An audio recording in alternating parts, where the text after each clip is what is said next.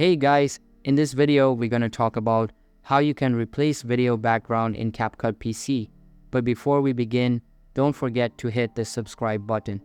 Alright, so let's get started. First of all, open the Capcut app on your PC or laptop and make sure it is updated to the latest version available. After that, open the target project. But for this tutorial, I'm going to create a new one. Anyways, once the project is created, import both video and background target files. Once imported, drag and place the video onto the timeline, then navigate to the cutout tab and checkmark the auto cutout feature. Now wait for it to complete, and you can see that the subject has been separated.